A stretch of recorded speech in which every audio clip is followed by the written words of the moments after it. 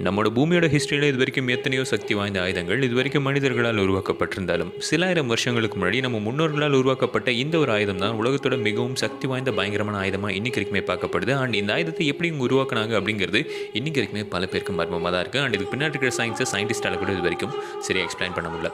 அப்படி என்ன வெப்பன் இது அப்படின்னு சொல்லி தெரிஞ்சுக்க நம்ம எல்லாருமே காலத்தில் கொஞ்சம் பின்னோக்கி பயணம் செய்ய வேண்டியதாக இருக்கும். ஸோ பேசிக்கலி 18th சென்ச்சுரி காலகட்டம் கிரீக் மக்களால் உருவாக்கப்பட்ட இந்த ஒரு வெப்பனை தான் எல்லாருமே இந்த ஏன்ஷியன் கிரீக் ஃபயர் அப்படின்றாங்க.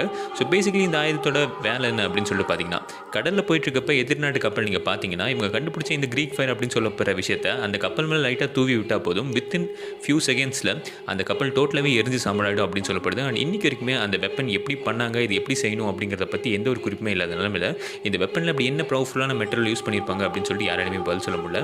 அண்ட் இந்த மிகப்பெரிய வெப்பனுக்கு பின்னாடி என்ன மர்மம் இருக்குது அப்படின்னு சொல்லிட்டு இன்னைக்கு வரைக்கும் யாராலுமே கண்டுபிடிக்க முடியல. ஸோ அதை பற்றி நீங்கள் என்ன நினைக்கிறீங்கன்னு சொல்லிட்டு மறக்காம லைக் பண்ணிட்டு கீழே கமெண்ட் பண்ணுங்கள்.